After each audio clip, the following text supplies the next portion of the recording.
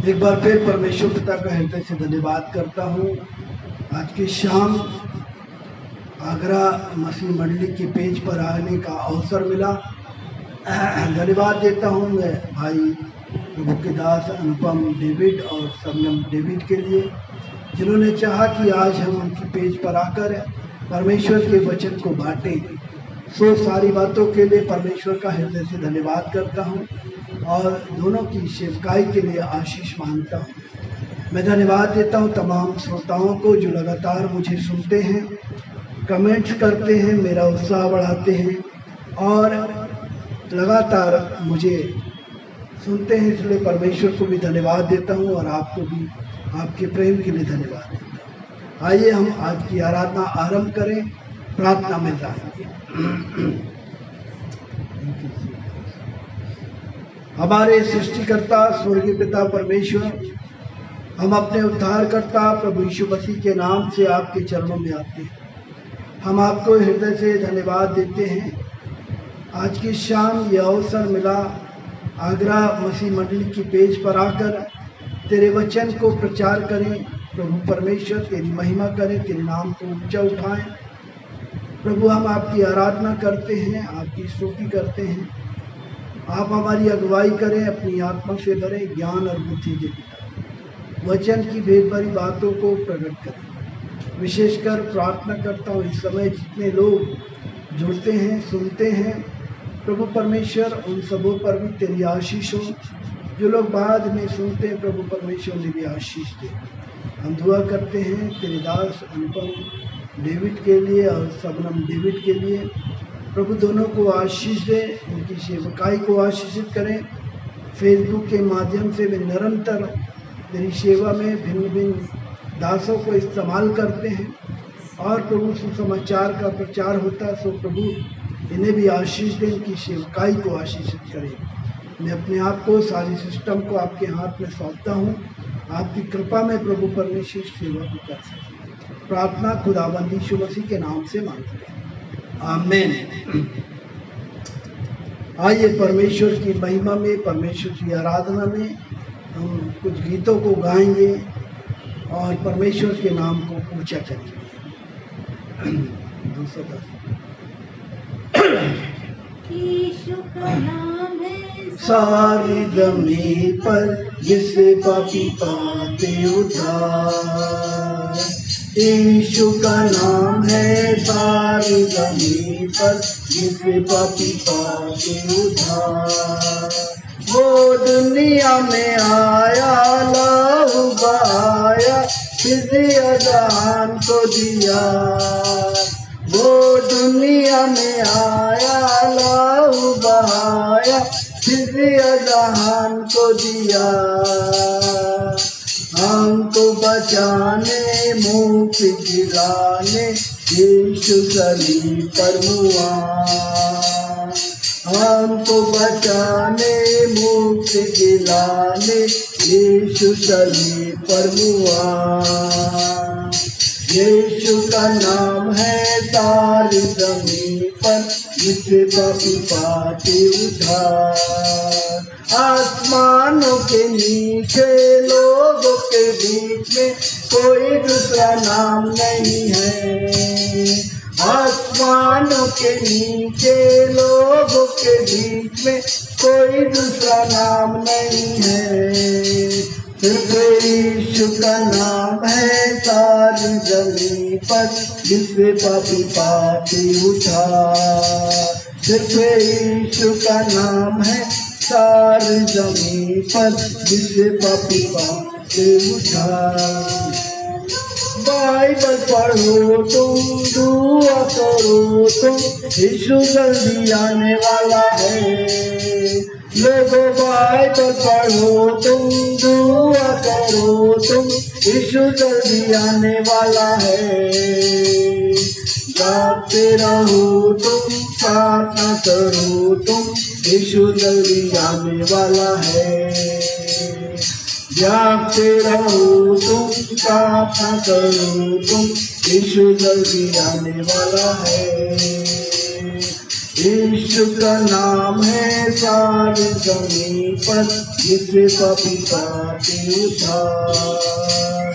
यीशु का नाम है सारी जमीन पर, जिससे पापी पाते उद्धार।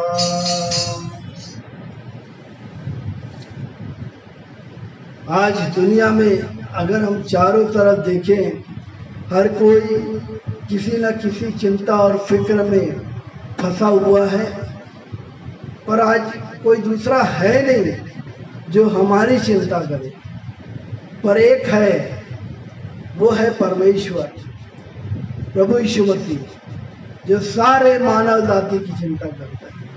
सबकी चिंता और फिक्र उसे है। और बहुत बार हम इस बात को भूल जाते हैं और चिंता और फिक्र में होकर अपने जीवन को बीमारी की तरफ ले जाते हैं, मृत्यु की तरफ ले जाते हैं और परमेश्वर पर से हमारा विश्वास उड़ जाता है और अनंत जीवन को हम खो देते हैं। जरूरत बात को समझने की है कि कोई है जो मेरे और आपकी चिंता करता है। इस गीत को हम गाएंगे। करता हूँ मैं तेरी चिंता, तू क्यों चिंता करता है। करता हूँ मैं तेरी चिंता, तू क्यों चिंता करता है। आंसुओं की वादियों में हाथ ना छोड़ूंगा तेरा।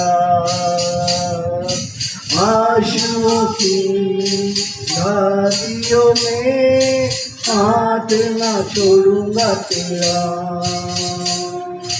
मेरी महिमा तू देखेगा, खुद को मेरे हाथों में दे दे। मेरी महिमा तू देखेगा, खुद को मेरे हाथों में दे दे। अपनी शक्ति में तुझको देता हूँ, चलाऊंगा हर दिन इस जहां में। अपनी शक्ति में तुझको देता हूँ, चलाऊंगा हर दिन इस जहां में। करता हूँ मैं तेरी चिंता, तू क्यों चिंता करता है। करता हूँ मैं तेरी चिंता, तू क्यों चिंता करता है। आंसुओं की घाटियों में हाथ ना छोड़ूंगा तेरा। आंसुओं की घाटियों में हाथ ना छोड़ूंगा तेरा। कभी तुझको भूलेंगे तो भी, क्या मैं तुझको भूलूंगा कभी। कभी तुझको भूलेंगे तो भी, क्या मैं तुझको भूलूंगा कभी। अपने हाथों से तुझे उठाकर चलाऊंगा हर दिन इस जहां में। अपने हाथों में तुझे उठाकर चलाऊंगा हर दिन इस जहां में। करता हूँ मैं तेरी चिंता, तू क्यों चिंता करता है। करता हूँ मैं तेरी चिंता, तू क्यों चिंता करता है। आंसुओं की घाटियों में हाथ न छोड़ूंगा तेरा। आंसुओं की घाटियों में हाथ न छोड़ूंगा तेरा। अब्राहम का मैं परमेश्वर हूँ, अद्भुत कार्य क्यों ना करूँगा। अब्राहम का मैं परमेश्वर हूँ, करूँगा। लाल सागर में रास्ता दिया, आज भी मैं करने के योग्य हूँ। लाल सागर में रास्ता दिया, आज भी मैं करने के योग्य हूँ। करता हूँ मैं तेरी चिंता, तू क्यों चिंता करता है। करता हूँ मैं तेरी चिंता, तू क्यों चिंता करता है। आंसुओं की घाटियों में हाथ ना छोड़ूंगा तेरा। आंसुओं की घाटियों में हाथ ना छोड़ूंगा तेरा। Hallelujah, hallelujah. सचमुच मेरे प्रियो, इस संसार में आज कोई नहीं है जो मेरी चिंता करता है। आज बहुत तेरे लोग हैं जो हमें कहते मैं तो हूँ, चिंता काहे करते। जब हम सहायता मांगते हैं तो जवाब आता है अभी तो मेरे पास कुछ भी नहीं।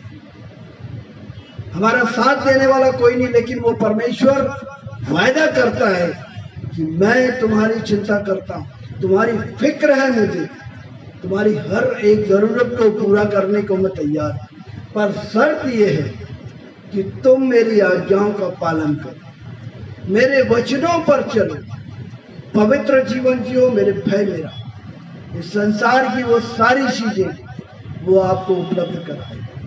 परमेश्वर हर कुछ देने को तैयार है, परंतु क्या मैं और आप अपनी जो चिंता और फिक्र है उसे देने को तैयार है, उसकी आज्ञा का पालन करने को तैयार है। क्या मैं और आप उसकी आज्ञा के अनुसार जीवन जीने को तैयार? यदि ऐसा है तो फिक्र करने की जरूरत नहीं है। कोई हमारी फिक्र करे ना करे, हमारा परमेश्वर हमारी चिंता करता है, हमारी फिक्र करता है। लाल सागर में लाल सागर में उसने रास्ता दिया। इब्राहिम और याकूब और इसहाक का परमेश्वर जिसने लाल सागर में रास्ता दिया, जो असंभव सा बात था, है ना। फिरौन की सेना पीछे थी, इजरायली समुद्र के किनारे। अब वो बोले कि अब क्या होगा, अब हम बचेंगे नहीं। लेकिन मूसा ने कहा धीरज धरो, धड़क बांधो, देखो खड़े खड़े परमेश्वर का उद्धार का काम। और उसने हाथ बढ़ाया, लाठी बढ़ाई और समुद्र दो भाग हो गया। वहां से रास्ता निकल गया, वो भी सूखा रास्ता। सदियों से जो जगह में पानी था, जो जगह गीला कीचड़ हो सकता है, क्षण भर में वो सूखा हो गया और इजरायली उससे पार हो गए। और जैसे ही समुद्र में फिरौन की सेना घुसी, जब वो बीच में पहुंचे ही थे, समुद्र फिर मिल गया और उसने अपने लोगों को बचा लिया, क्योंकि उसको चिंता थी, फिक्र थी।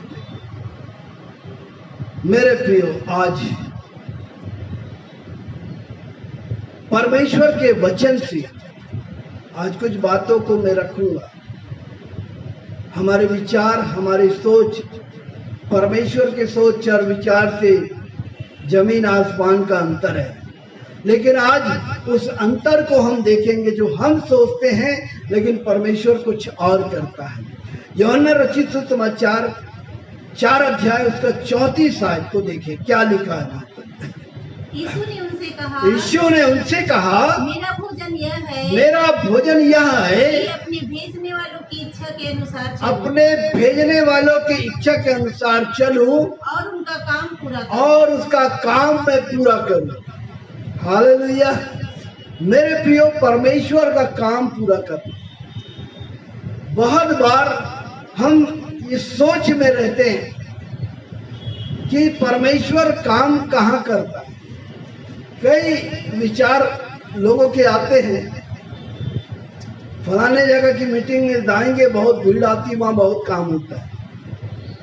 बड़ी बड़ी चर्चों में जाएंगे, जहाँ चर्च बिल्डिंग है बड़ी, वहां काम होता है, परमेश्वर वहां काम करता है। लोगों का ऐसा सोच है लेकिन प्रभु यीशु मसीह ने कहा कि मैं अपने पिता की इच्छा को पूरा करने आया हूँ, और ये कि मैं उसका काम को पूरा करूँ।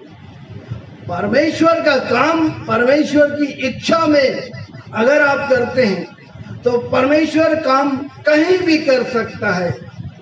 एक बड़ी भीड़ की जरूरत नहीं, एक बहुत बड़ी भीड़ हो, बहुत बड़ी चर्च बिल्डिंग हो, बहुत बड़ी सभा चल रही हो, अगर वहां परमेश्वर नहीं है काम नहीं होगा। परमेश्वर की इच्छा में नहीं है काम नहीं होगा, लेकिन काम परमेश्वर की इच्छा में होगा, और वो काम जो है वो कहीं भी हो सकता है। मत्ती 18:20 में प्रभु यीशु मसीह ने बहुत अच्छी बात जो मेरे और आपके लिए संदेश दिया। छोटा सा बात है लेकिन बहुत बड़ी बात छिपी उसमें। देखिए क्या लिखा, क्योंकि जहाँ 2 या 3 मेरे नाम पर, क्योंकि जहाँ 2 या 3 मेरे नाम पर इकट्ठा होते हैं वहाँ मैं उनके बीच में होता हूँ। वहाँ मैं उनके बीच में होता हूँ। हजारों की भीड़ है, लाखों की भीड़ है, लेकिन प्रभु यीशु मसीह नहीं है, परमेश्वर नहीं है, तो काम कैसे होगा।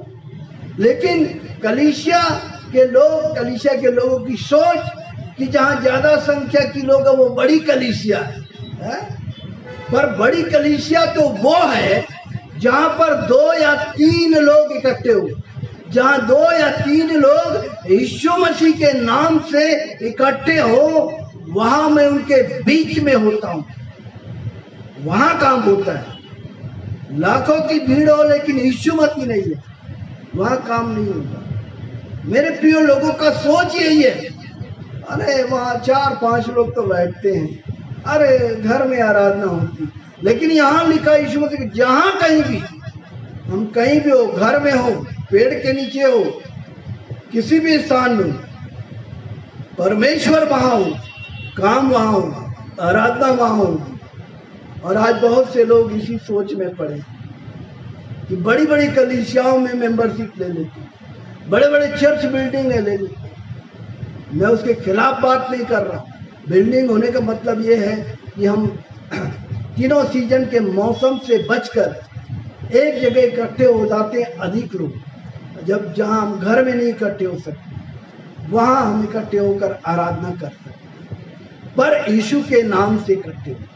2 या 3 का मतलब यही नहीं कि केवल 2 ही 3, उससे ज्यादा भी हो सकते हैं जो यीशु के नाम से इकट्ठे हो, परंतु इकट्ठे तो हो यीशु के नाम से, तो वहां यीशु है तो वहां काम होगा ही होगा। आज जरा देखें हम बाइबल से कि कहाँ कहाँ काम होता है और कहाँ कहाँ काम हुआ परमेश्वर का, कहाँ कहाँ परमेश्वर के लोग जहाँ पर गए वो वहां काम हुआ। और बाइबल बताती है, पहला हिस्सा देखेंगे प्रेरितों के काम 16 अध्याय 11 वचन से।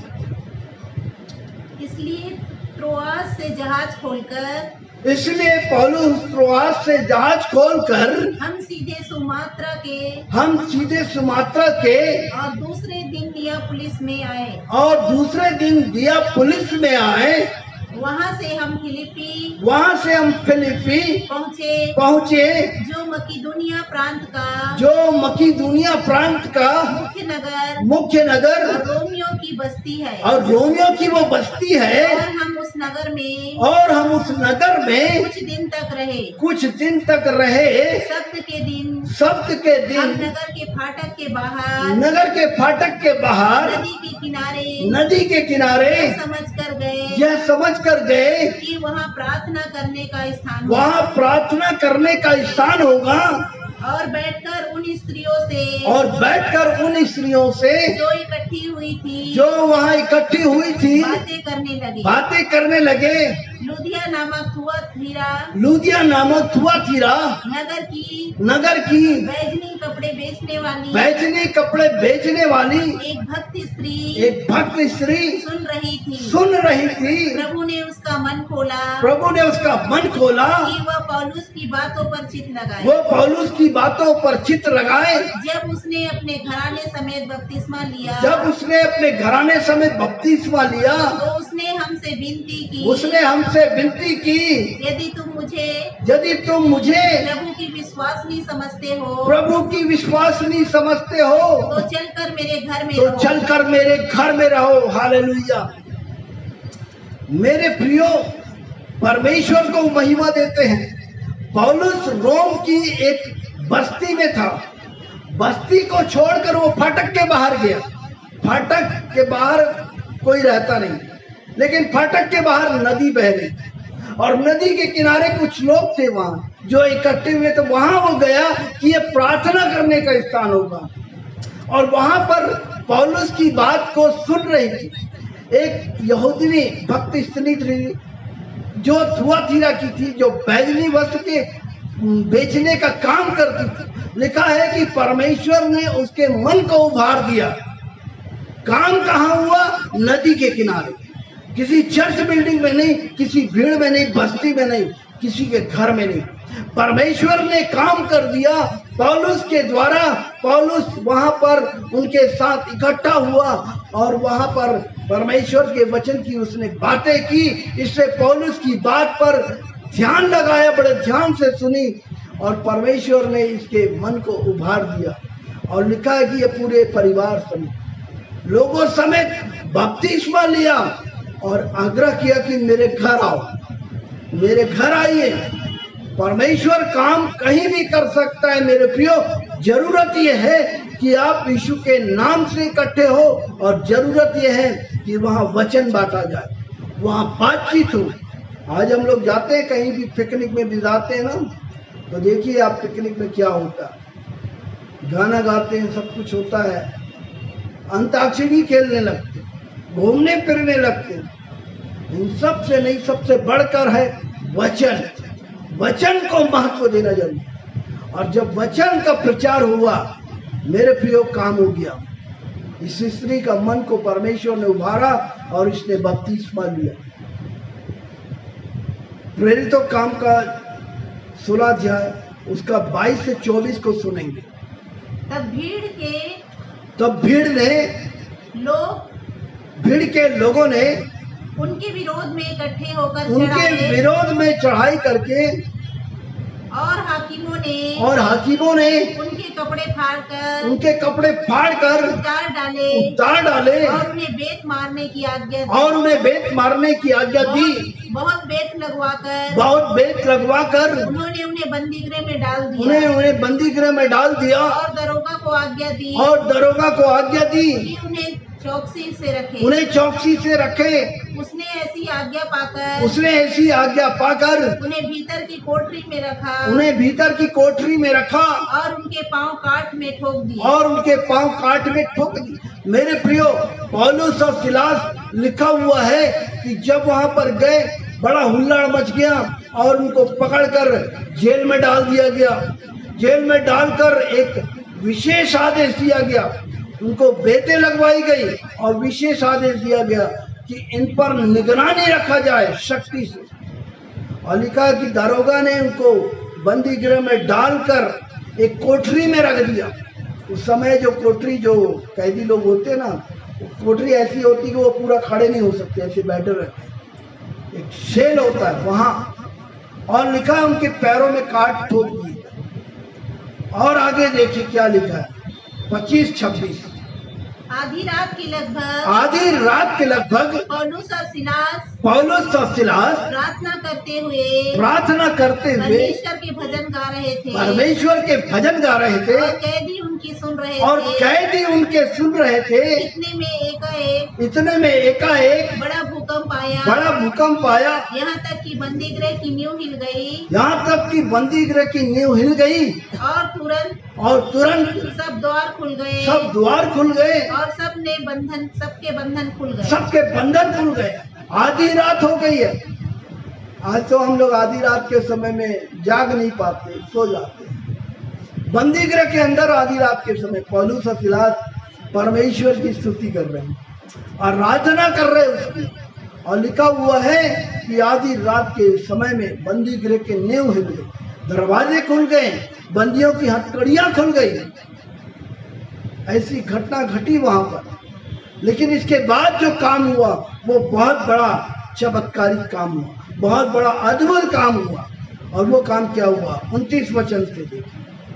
तब वह दिया मंगवाकर तब वो दरोगा जो है वो दिया मंगाकर भीतर लपका भीतर की ओर गया और कांपता हुआ पौलुस और सिलास के आगे और कांपता हुआ पौलुस और सिलास के आगे गिरा और उन्हें बाहर लाकर कहा, हे सज्जनों, उद्धार पाने के लिए मैं क्या करूं? उद्धार पाने के लिए मैं क्या करूं? उन्होंने कहा प्रभु यीशु मसीह पर विश्वास कर, तो तू और तेरा घराना उद्धार पाएगा। प्रेज़ द लॉर्ड, प्रभु की स्तुति हो। मेरे प्रियो, पौलुस और सिलास आराधना कर रहे हैं और लिखा जब खुल गया तो दारोगा को लगा कि गई मेरी नौकरी गई, ये बंदी गृह के सब दरवाजे खुल गए, उनकी हथकड़ियां खुल गई। ये अपने आप को खत्म करना चाहा, पौलुस ने उसको रोका, अपने आप को कुछ हानि ना पहुंचाना, हम सब यही हैं। और लिखा है मेरे प्रियो कि वो उनके पैरों पर गिर गया, पैरों पर गिरकर पूछने लगा, हे सज्जनों, उद्धार पाने के लिए मैं क्या करूं? पौलुस ने कहा प्रभु यीशु मसीह पर विश्वास कर, तो तू और तेरा घराना उद्धार पाएगा। मेरे प्रिय, उसके बाद उसने पौलुस और सिलास को अपने घर ले गया और ले जाकर के उनके घाव को धोए, मरहम पट्टी किया और सारे घराने समेत बपतिस्मा लिया। परमेश्वर का काम जेल के अंदर हो गया, किसी चर्च बिल्डिंग में नहीं हुआ, किसी एक बड़ी सभा में नहीं हुआ। आप जहां कहीं भी हो, केवल परमेश्वर की आराधना करिए, परमेश्वर के वचन को बो दीजिए, परमेश्वर काम करेगा। परमेश्वर जो सारी सृष्टि का मालिक, वो हाथ के बनाए हुए मंदिर में, ईंट गारे के मंदिर में नहीं रहता। मेरे प्रियो, इस बात को समझना है विश्वासियों को कि परमेश्वर कोई एक ऐसी विशेष सभा में नहीं, परंतु परमेश्वर कहीं भी काम कर सकता है। इसका प्रमाण है बाइबल में, और ये प्रमाण है कि नदी के किनारे काम हो गया, वो महिला का जीवन बदल गया, जेल के अंदर काम हो गया, ये दरोगा का जीवन बदल गया, पूरे घराने समेत इसने बपतिस्मा ले लिया और यीशु मसीह को ग्रहण कर लिया। क्या आज आप समझते हैं ऐसा कि आप जेल में जाकर प्रचार करें? मुझे अवसर मिला, हमारे प्रिय भाई फिलिप अब्राहम प्रभु के दास, जो पूरे भारत में भ्रमण करते हैं और केवल वो जेलों में जाकर सेवा देते हैं, कैदियों के बीच। उनके साथ दुर्ग के जेल में और अपन बालोद के जेल में जाने का अवसर मिला। और जेल में जब हम गए, उन कैदियों को देखे, हम कम से कम 250-300 कैदी बैठे थे दुर्ग की जेल। उनके साथ आराधना किए, मैं अपनी गवाही बांटा और उसके बाद वचन का प्रचार किए। तो एक कैदी की गवाही सुन रहे थे। एक कैदी के बारे में गवाही आई कि वो कैदी जेल में था और जेल में प्रायः जब कई लोग जाते हैं विजिट में तो छोटी बाइबल देकर आ जाते हैं जेल में कि आप इसको पढ़ो। एक कैदी जेल में उस बाइबल को पढ़ने की बजाय उसकी एक एक पन्ने फाड़ रहा और उसको रोल करके बीड़ी बनाता और बीड़ी बनाकर उसको पी रहा था। कुछ दिन बाद ऐसा हुआ कि एक पास्टर धर्मांतरण के इसमें अंदर हुआ और ठीक उसके सामने वाली बैरक में उसको रखा गया। उस प्रभु के दास ने देखा और हिम्मत किया। आज हम लोग नहीं मना कर पाते। आज किसी को हमको कुछ गलत कर रहा बोलने से, अरे भाई हम बोल देंगे तो वो तो कह देगा तुम कौन होते हो बोलने वाले, मैं कुछ भी कर, हम डर जाते हैं। लेकिन उससे कहा तुम क्या कर रहे हो, तुम बाइबल को फाड़ते क्यों हो? उसको बीड़ी बनाकर पीजिए, उसको पढ़ना, उसको पढ़कर तो देखो जरा लिखा क्या। वो कैदी जो था वो सहम गया और साइड होकर के जहां तक फाड़ लिया था तो गया, जहां से बचा था वहीं से उसने उस बाइबल को पढ़ना आरंभ किया और 2.5 घंटे तक बाइबल पढ़ता था और जेल के अंदर ही उसकी जिंदगी बदल गई, उसकी जीवन बदल गई। तब वहां के जेलरों ने गवाही दिया जब और प्रभु के दास गए, आप लोग बहुत अच्छे हो जो नीली बाइबल देते हो, नीली पुस्तक आप जो देते हो ना वो बहुत अच्छा है। हमारा ये कैदी जिसको 5 साल की सजा हुई, इसका जीवन बाइबल पढ़ने से बदल गया, ये सुधर गया। और मेरे प्रियो, उसने ये भी बताया कि इसको 5 साल की सजा हुई थी, इसके व्यवहार को देखकर, इसके चरित्र को देखकर सरकार ने इसे 2.5 साल में ही छोड़ने का आदेश दिया। वो जेल में प्रचार करने लगा, वो कैदी प्रार्थना करने लगा, रोगी चंगे होने लग गए। और मेरे प्रियो, बाद में वो जेल से निकलकर प्रभु की सेवा करने लगा। वो एक गांव में पास्टर होकर के सेवा दे रहा। जेल के अंदर काम हो गया। बात यह है कि आप परमेश्वर की इच्छा में काम तो करिए, स्थान कोई भी हो, परमेश्वर काम कर सकता है। योना नबी की पुस्तक 1 अध्याय उसका 17 वचन को देखें। यहोवा ने एक बड़ा सा मत्स्य ठहराया था, यहोवा ने एक बड़ा सा मत्स्य ठहराया था कि योना को निगल ले, एक मछली जो योना को निगल ले। और योना उस महामत्स्य के पेट में 3 दिन और 3 रात पड़ा रहा। 3 दिन और 3 रात पड़ा रहा। आप सोचिए कि कोई जीव जंतु हमें निगल ले, बड़ी भारी है ना, और अंदर में जा करके 3 दिन पड़े।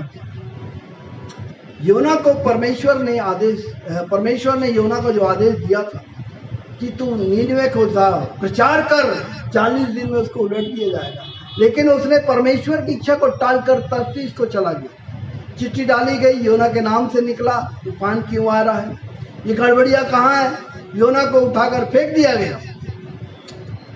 मेरे प्रियो, योना मगरमच्छ मछली के पेट में चला गया और 3 दिन तक वो उसकी पेट में रहा। इसका मतलब मगरमच्छ मछली की पेट में परमेश्वर ने काम कर दिया, उसकी पाचन क्रिया को बंद कर दिया और योना वहां से प्रार्थना किया।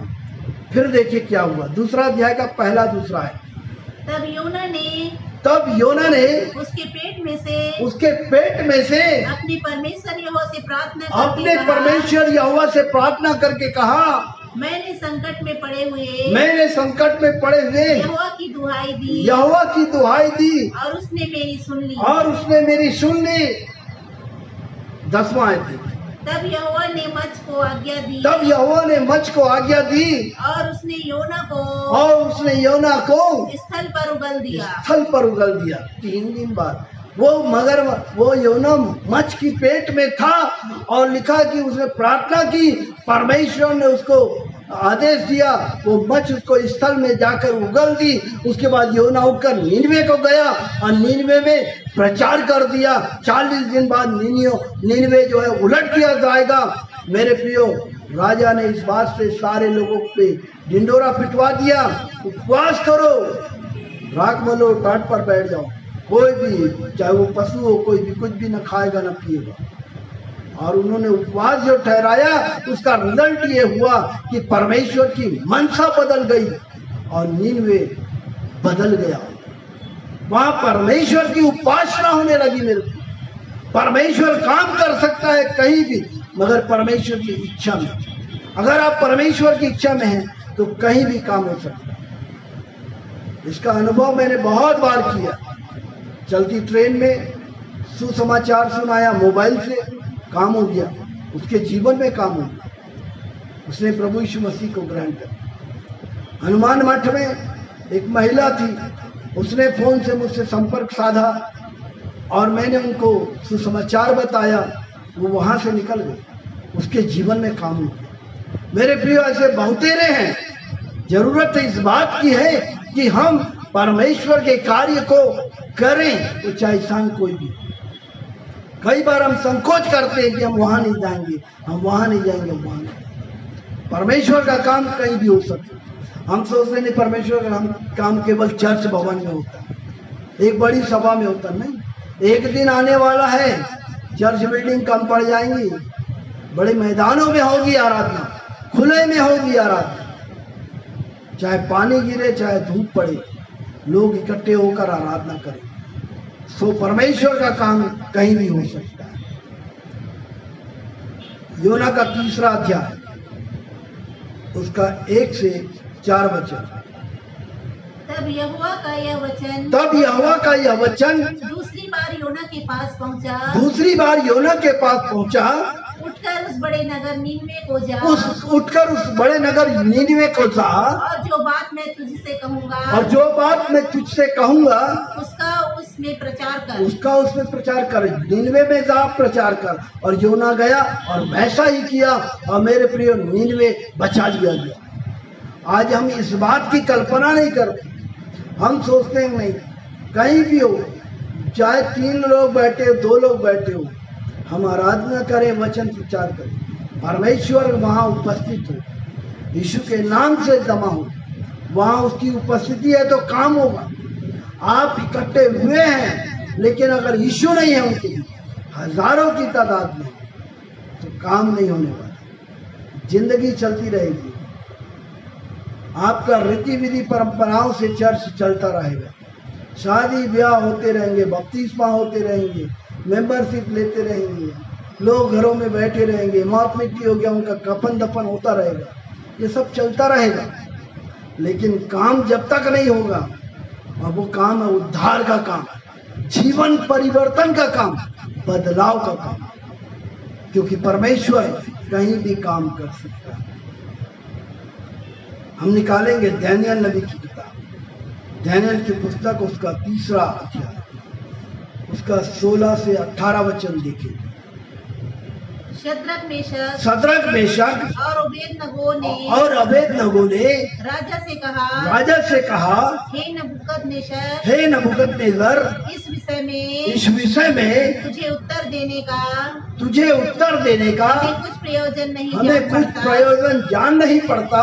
हमारा परमेश्वर जिसकी हम उपासना करते हैं, वह हमको उस धधकते हुए भट्टे की आग से बचाने की शक्ति रखता है। हे राजा, वह हमें तेरे हाथ से भी छुड़ा सकता है, वो हमको तेरे हाथ से भी छुड़ा सकता है, परंतु यदि नहीं तो हे राजा तुझे मालूम हो कि हम लोग तेरे देवता की उपासना नहीं करेंगे, और न तेरी खड़ी कराई हुई सोने की मूरत को दंडवत करेंगे। मेरे प्रियो, शद्रक मेशक अबेदनगो को जो आज्ञा निकली थी कि राजा ने जो मूरत खड़ी कराई है उसको, उसकी उपासना की जाए, शद्रक मेशक अबेदनगो ने जवाब दिया, क्योंकि उनको मालूम था कि अगर हम इसकी बात नहीं माने, ये हमको आग के भट्टे में डलवा देगा। उन्होंने कहा करा दो, वो परमेश्वर हमको बचाने की ताकत रखता है, नहीं भी बचाएगा तो भी हम तेरी खड़ी कराई हुई मूरत के आगे नहीं झुकेंगे। और मेरे प्रिय, हुआ क्या उसको देखेंगे, काम कैसे हो गया। 24, 25 और 26 आए। तब नबूकदनेस्सर राजा अचंभित हुआ और घबरा कर उठ खड़ा हुआ और अपने मंत्रियों से पूछने लगा हमने उस आग के बीच 3 ही पुरुष बंधे हुए नहीं डलवाए।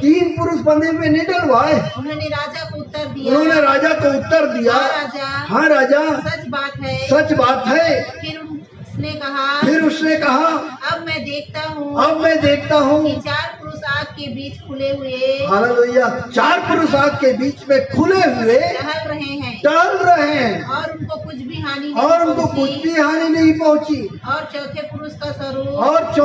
पुरुष का स्वरूप ईश्वर के पुत्र के सदृश है। 28 वचन देखिए। नबूकदनेस्सर कहने लगा, नबूकदनेस्सर राजा ने कहा, धन्य है शद्रक मेशक और अबेदनगो का परमेश्वर, जिसने अपना दूध भेजकर अपने इन दासों को इसलिए बचाया क्योंकि उन्होंने राजा की आज्ञा न मानकर उन्हीं पर भरोसा रखा और यह सोचकर अपना शरीर भी अर्पण किया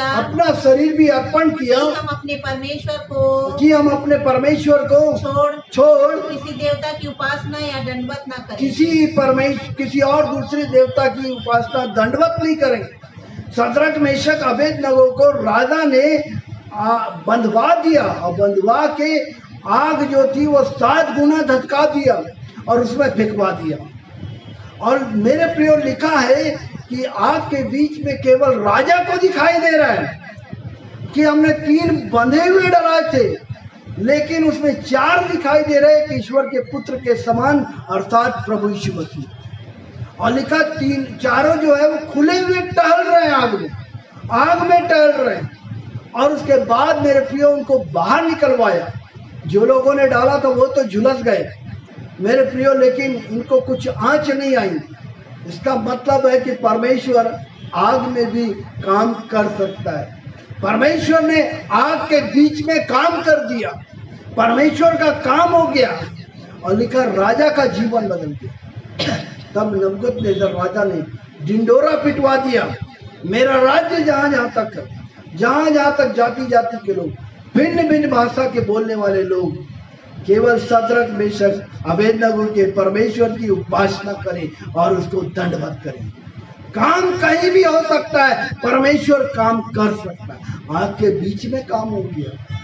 हम सोचते हैं कि नहीं ये बड़ा कठिन है, लेकिन परमेश्वर कर सकता है। साधु सुंदर सिंह के बारे में एक गवाही में पढ़ रहा था। साधु सुंदर सिंह हिमालय क्षेत्र में वो प्रचार कर रहे थे, और जब वो प्रचार कर रहे थे तो इसी आग के बारे में प्रचार कर रहे थे, और इसी स्थल को लेकर वो प्रचार कर रहे थे। लोग बड़ा अचंभित हुए और लोगों के मन की जो भावनाएं थी वो जस्ट इसके विपरीत गई। अच्छा ऐसा है, चलो देखते हैं कि तुम्हारा परमेश्वर तुमको बचा सकता है कि कल हम यहाँ पर आग जलाएंगे, तुमको उसमें से चल कर जाना होगा।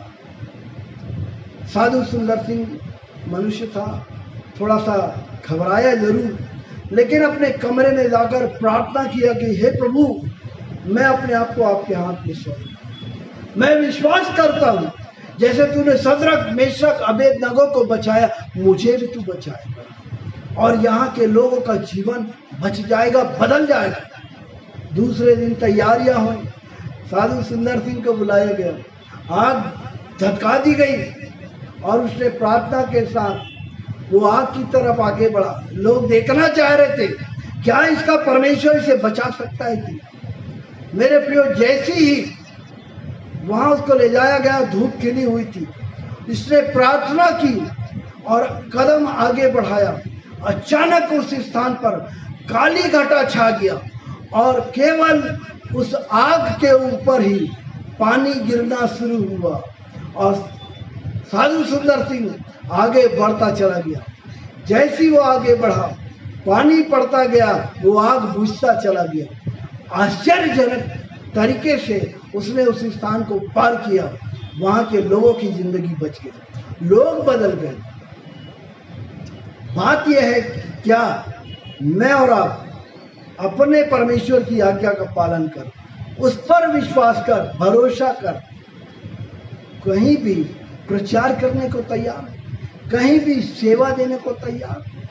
आज तो लोग कहते नहीं, हम उस जगह में नहीं जाएंगे, वहां नहीं जाएंगे, हमको इधर भेजो, हमको उधर भेजो, हम इधर जाए। अपनी मर्जी से, परमेश्वर की मर्जी से, परमेश्वर की मर्जी में काम, बहुत बड़ा काम, अद्भुत काम होगा।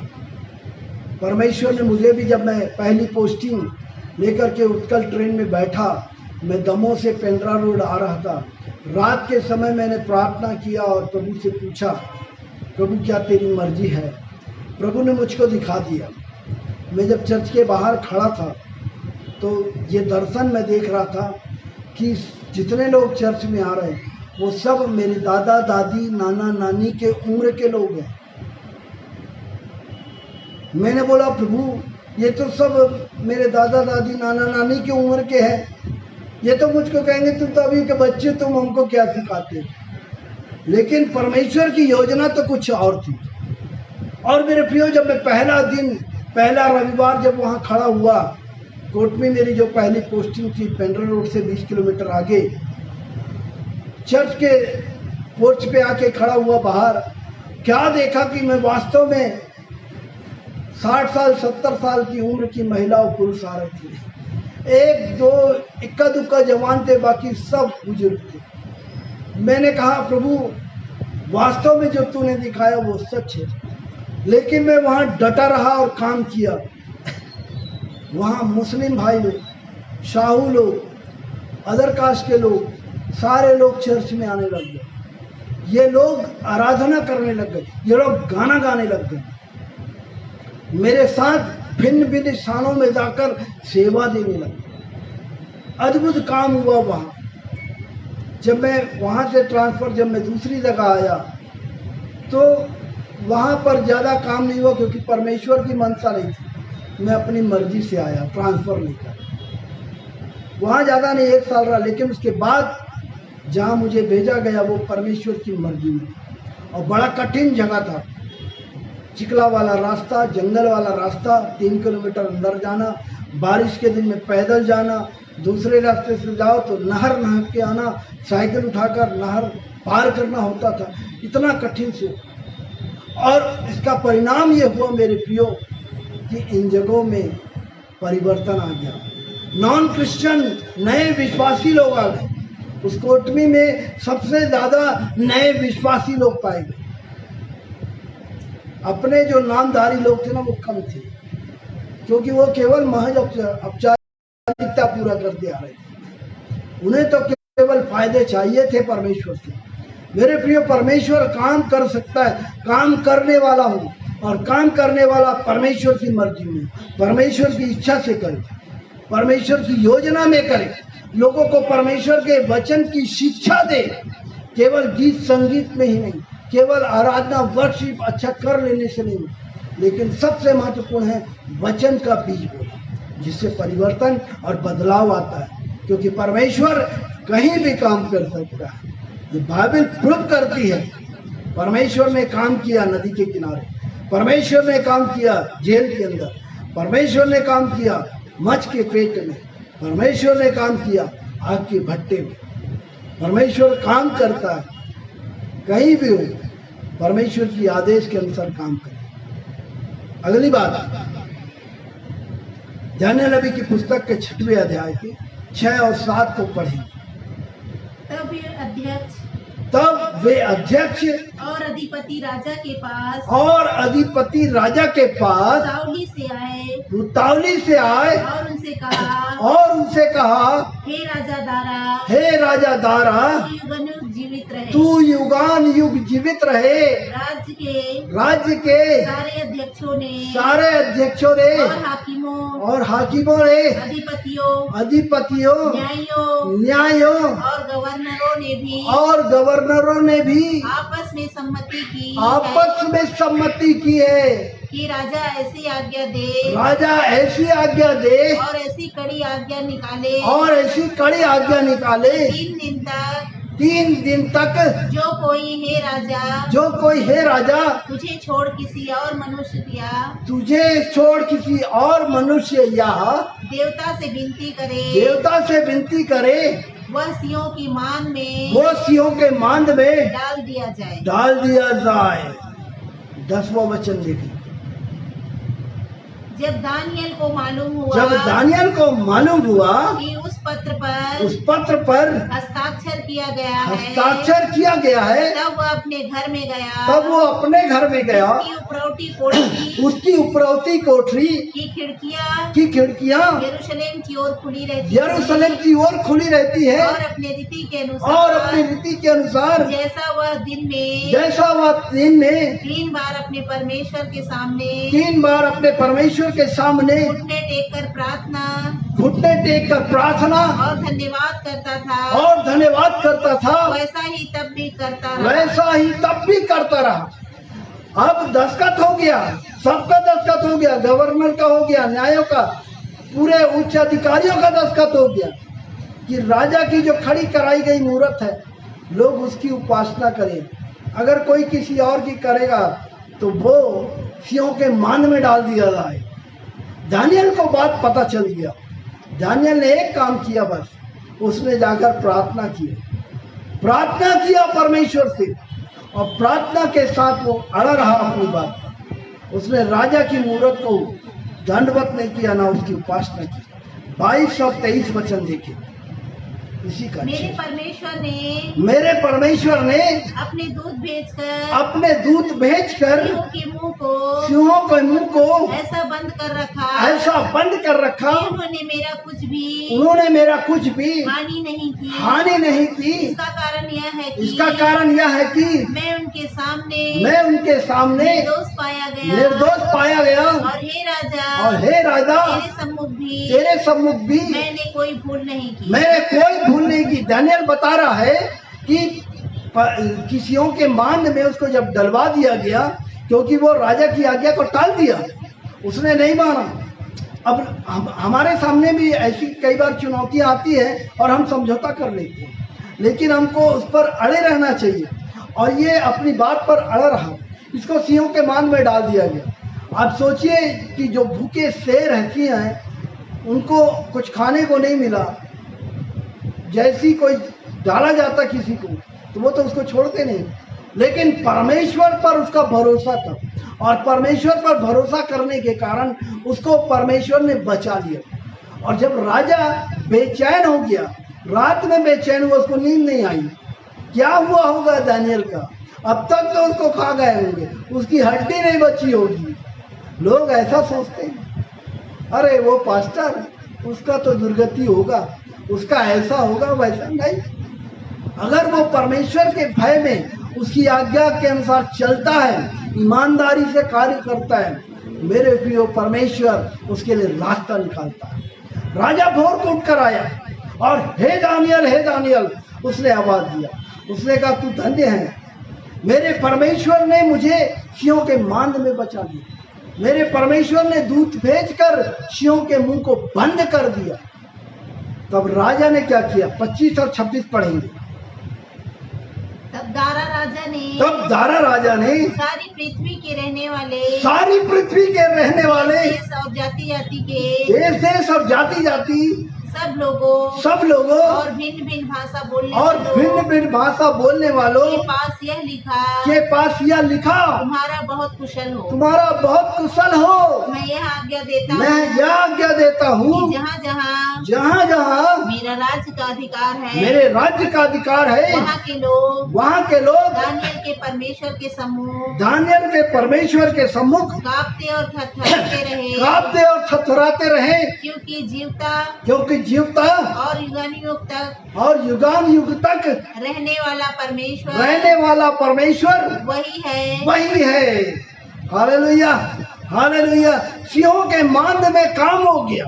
जो राजा अब तक कह रहा था मेरी मूर्ति को जो मैंने खड़ी कराई उसको दंडवत करे, अब वही कह रहा है नहीं, जहां तक मेरा राज्य है, जितने भी जाति के लोग हो, जितनी भी भाषा बोलने वाले लोग, उसने आदेश निकलवा दिया। दानियल के परमेश्वर की उपासना की जाए, उसी को दंडवत किया जाए। वही परमेश्वर है, युगान युग का सदा रहने वाला परमेश्वर वही है। मेरे प्रियो, काम करने वाला हो, परमेश्वर पर भरोसा के साथ काम करने वाला हो। दानियल का भरोसा परमेश्वर पे था, सद्रक मेशक का भरोसा परमेश्वर पर था, योना का भरोसा परमेश्वर पर था, पौलुस का भरोसा परमेश्वर पर था। परमेश्वर ने काम कर दिया। मेरे प्रियो, परिवर्तन आ गया, बदलाव आ गया। कहीं भी परमेश्वर काम कर सकता है। सो आज जरूरत है कि मैं और आप अपनी गवाही को, परमेश्वर के वचन को मजबूती से रखें। कई बार हमारी गवाही दूसरों के जीवन में काम करता है। मैं भिलाई क्षेत्र में था और भिलाई क्षेत्र में मैं एक फ्यूनरल में गया हुआ था और वहाँ के पासवान ने मुझे कहा कि आप प्रचार करिए। और जानते हैं आप, फ्यूनरल में प्रचार के सब चीज़ शॉर्टकट होता है। कहते जल्दी जल्दी करो, टाइम हो रहा है। अरे वचन तो मेन है जब वहाँ प्रचार करने का मौका मिलता है। पर मुझे कहा गया कि आप 5 मिनट प्रचार कीजिए। मैंने फ्यूनरल में 5 मिनट का वचन प्रचार किया। मेरे फ्यूनरल में एक महिला का जीवन बदल गया, आज वो सेवा कर रही है। फ्यूनरल में प्रचार। आज कई बार होता कि हम लोग फ्यूनरल का जो प्रचार होता है वही पुरानी तौर तरीके, जो मर जाएगा वो जिएगा, यीशु मसीह घर बनाने गया है, आएगा तो लेता आएगा, हम अपने लोगों से मिलेंगे, ये सारी, लेकिन जो उसका रहस्य है उसको नहीं बताते। और मैंने उसी को प्रचार किया जो परमेश्वर ने मुझे दिया। एक आत्मा बच गई, आज वो प्रचार कर रही है, आज वो सेवा कर रही है। मेरे प्रियो, उसके जीवन में परिवर्तन आ गया। उसकी गवाही है कि मैंने अपनी माँ की फ्यूनरल में जो संदेश आपसे सुना, मेरा जीवन वहां से बदल। परमेश्वर कहीं भी काम कर सकता, जरूरत है उसकी मर्जी को जानना, उसकी इच्छा में प्रचार करना, और इस दृढ़ संकल्प के साथ और भरोसे के साथ कि परमेश्वर का वचन कहीं भी खाली नहीं जाता, परमेश्वर का वचन काम करता है। एक और स्थल को हम पढ़ेंगे, यूहन्ना रचित सुसमाचार 4 अध्याय 7 और 8 वचन देखेंगे। इतने में एक सामरी स्त्री, एक कुआं के पास में प्रभु यीशु मसीह बैठा, ये सब जाना पहचाना स्थल है। सुखार नाम से होकर जा रहा था, याकूब का कुआं था, वहां वो बैठा हुआ था। इतने में एक सामरी स्त्री जल भरने को आई। यीशु ने उससे कहा, मुझे पानी पिला, क्योंकि उसकी चेले तो नगर में भोजन मोल लेने को गए थे। उस सामरी स्त्री ने उससे कहा, तू यहूदी होकर मुझ सामरी स्त्री से पानी क्यों मांगता है? क्योंकि यहूदियों सामरियों के साथ किसी प्रकार का व्यवहार नहीं रखते, कोई भी प्रकार का व्यवहार नहीं रखते। अब आज ये होता है कि हम उस चर्च वाले हैं, वो इस चर्च वाले हैं, वो उसके मेंबर है, वो उसके मेंबर है। हम वहां नहीं जा सकते, हम वहां नहीं जाते, मैं वहां नहीं प्रचार कर सकता, वो वहां नहीं प्रचार कर सकता। ये चल रहा है। वो कह रही है हमारा कोई संबंध नहीं है, लेकिन फिर भी प्रभु यीशु मसीह ने बात किया उससे, तू अगर मुझसे मांगती तो मैं तुझको जीवन का जल देता। वो सोची कि शायद पानी भरने के लिए मुझको ना आना पड़े, ऐसा वाला जल है। उसने उसकी भेद को बता दिया, उसके राज को बता दिया कि तू 5 पति कर चुकी है, जिसके पास है वो भी तेरा नहीं। वो आश्चर्य करने लग गई। मेरे प्रियो, चेले तो भोजन मोल लेने को गए थे, लेकिन मेरे प्रियो काम कहाँ पर हो रहा मालूम? कुआं के पास। कुएं के पास बैठकर प्रभु यीशु मसीह बात कर रहा है और उसको बता रहा है कि आराधना अब तो ना पहाड़ में होगा ना इधर उधर होगा, लेकिन आराधना आत्मा और सच्चाई से होगी। और उस स्त्री के जीवन में काम हो गया और अपने लोगों के बीच में जाकर पहली वो प्रचारिका बनी, यीशु मसीह के बारे में बताई। कहीं जो क्रिस्टुस जो कहलाता था, जो आने वाला था, मैंने उसे पा लिया है, मैंने उसको जान लिया। और लिखा है उसके गांव के लोगों ने विश्वास कर लिया प्रभु यीशु मसीह पर। सामरिया में परिवर्तन आ गया, बदलाव आ गया, क्योंकि प्रभु यीशु मसीह नाव में चढ़कर प्रचार करता था, प्रभु यीशु मसीह घरों में प्रचार करता था, प्रभु यीशु मसीह आराधनालय में जाकर प्रचार करता था। लेकिन प्रभु यीशु मसीह कुआं में भी बैठकर परमेश्वर के वचन की बात कर रहा है और वहां काम हो गया। और कई बार हम ऐसा सोचते हैं, अरे वहां क्या बात कर, एक लेडीज से क्या बात, अरे एक भी हो तो उसको वचन बता दो, काम हो जाएगा। कहीं भी हो परिवर्तन आ जाएगा, बदलाव आ जाएगा, क्योंकि मेरा परमेश्वर, मेरा और आपका परमेश्वर वो जीवित है, वो कहीं भी काम कर सकता है, उसमें इतनी सामर्थ्य है, परिवर्तन और बदलाव वो ला सकता है। जरूरत है कि मैं और आप परमेश्वर की इच्छा को जाने। एक व्यक्ति है या 1000 व्यक्ति, उसको ना देखें, जगह कौन सा है, कौन सी जगह, उसको ना देखें, काम कर दें, परमेश्वर के वचन को बांट दें, गवाही को बांट दें, परमेश्वर के कार्य को दिखा दें कि हमारा परमेश्वर सब कुछ कर सकता है और काम हो जाएगा। मेरे प्रिय, बाइबल संबद्ध बातें हैं कि परमेश्वर कहीं भी काम कर सकता है, परमेश्वर का काम कहीं भी हो सकता है। आपका सोच हो सकता है कि बड़ी कलीसिया में, बड़े भवन में, बड़ी सभाओं में काम होता है, जहां परमेश्वर की उपस्थिति है, जहां प्रभु यीशु मसीह है, वहां काम होगा, अन्यथा कहीं भी काम नहीं होगा। लाखों की भीड़ों काम नहीं होगा। आज क्या कारण है? बड़ी बड़ी सभाओं में लोग बार बार सामने तो आते हैं, अपना जीवन दे रहे बोलते हैं, और प्रचारक को लगता है कि आज यहाँ बहुत काम हुआ, वो लोग नेक्स्ट ईयर दूसरे प्रचारक के उसमें भी आते हैं। यही चल रहा है। यही सब चल रहा है। तली हुई मछली को तला जा रहा है, तली मछली को तला जा रहा है। परिवर्तन कुछ नहीं हुआ, ये बार बार सामने आ रहा है, अपना जीवन दे रहे, लेकिन बदलाव नहीं आया, परिवर्तन नहीं आया, क्योंकि काम परमेश्वर की मर्जी से नहीं हुआ।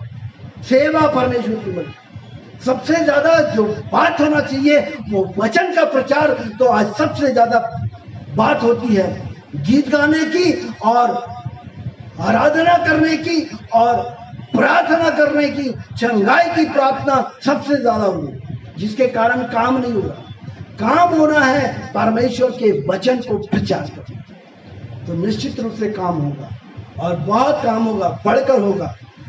आज ये चाहते हैं प्रभु के दास लोग कि परमेश्वर का काम कहीं भी हो सकता है। एक एक विश्वासी इस बात को जान ले, चाहे एक व्यक्ति हो, चाहे दो व्यक्ति हो, चाहे जगह कहीं भी हो, आप वचन प्रचार कीजिए। चंगाई के लिए तो लोग आ रहे हैं, स्वस्थ होने के लिए तो लोग आ रहे हैं और स्वस्थ होकर चले जा रहे हैं, वापस नहीं आ रहे, वापस नहीं आ रहे। बहुत कम लोग हैं जो चंगाई पाने के बाद प्रभु के पीछे आते हैं। आज जरूरत है मेरे प्रिय इस बात को समझने का कि परमेश्वर काम दो लोगों के बीच भी कर सकता है, एक लोगों के बीच में भी काम कर सकता है। इसलिए जहाँ एक या दो या तीन लिखा है, तो दो बोलने से आप एक हो गए और सामने वाला दूसरा, ये दो लोगों के बीच यीशु मसीह उपस्थित है। सो परमेश्वर इन वचनों के द्वारा आप सबों को आशीष दे। जिन्होंने सुना, जो बाद में सुनेंगे, उन्हें भी परमेश्वर आशीष दे। विचार करें और देखें परमेश्वर काम कहाँ करता है। दुआ करें। हमारे सृष्टिकर्ता, हम आपके कदमों में खुदाबंद यीशु मसीह के नाम से आते हैं, धन्यवाद देते हैं परमेश्वर आज के सेशन के लिए, इस वचन के लिए। प्रभु इस पर बड़ी आपकी आशीष हो, लोग सुने, बाद में सुने, प्रभु उनके जीवन में काम होने पाए, ऐसी तेरी कृपा चाहते हुए प्रार्थना यीशु मसीह के नाम से मांगते हैं, आमीन। अब हमारे पिता परमेश्वर का प्रेम, प्रभु यीशु मसीह का अनुग्रह, पवित्र आत्मा की शांति और सहारा इस झुंड के साथ, अन्य मसीह विश्वासियों के साथ यीशु मसीह के दोबारा आगमन तक होती रहे, आमीन। Praise the Lord. प्रभु आप सबों को बहुतायत से आशीष दे। निरंतर प्रार्थना करते रहें, वचन प्रचार